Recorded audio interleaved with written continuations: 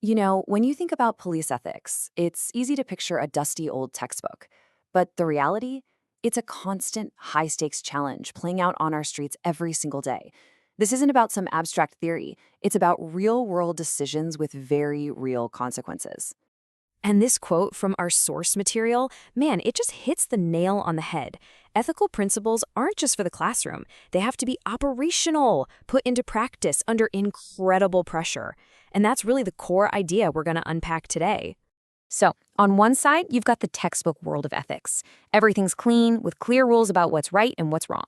But then you slam into the reality of policing, a world full of public pressure, a ton of moral gray areas, and decisions that have to be made in a split second.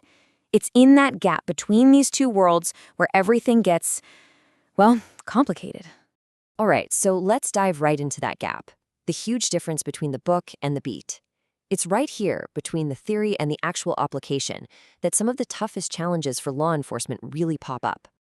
So that's the big question, right?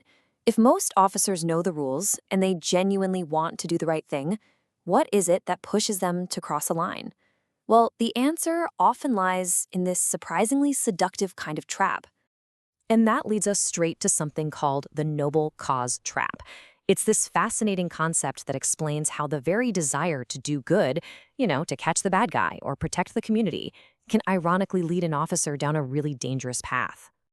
Now, this is super important. Noble cause corruption isn't about personal gain, like an officer taking a bribe to get rich. No, this is about an officer truly believing that the end justifies the means. So imagine an officer is absolutely positive they've got the right guy for a string of violent crimes, but the evidence, it's just not quite there.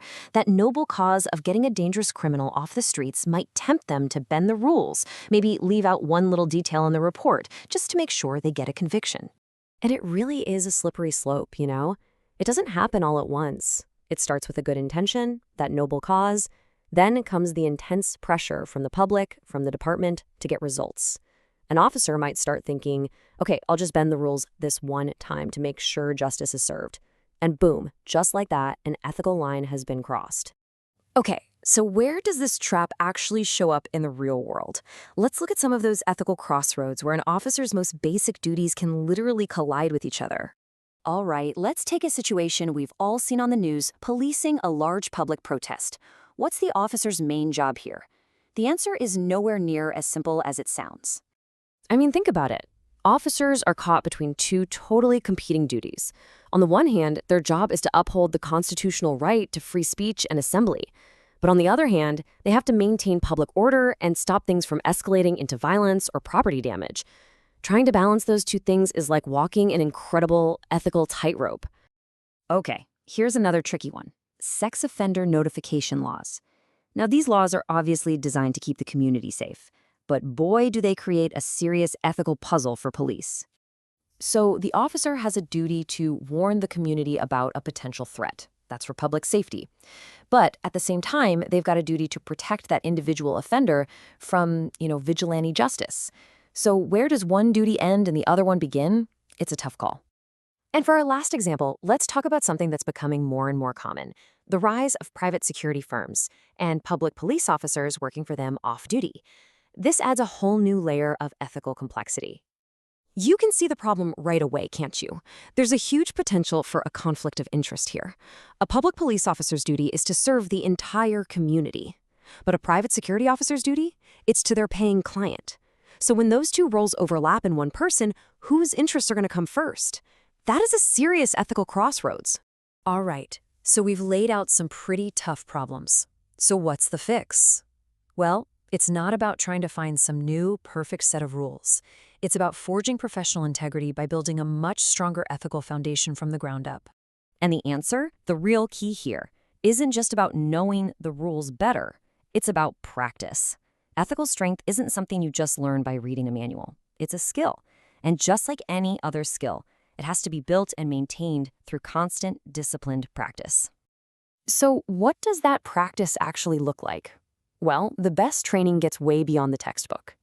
It means putting officers into realistic scenarios, having structured discussions about those really tough choices, and running through practice-based exercises, and even full-on field simulations that mimic the high-stress decisions they have to make on the job. Okay, so let's bring this all home. Why does any of this matter?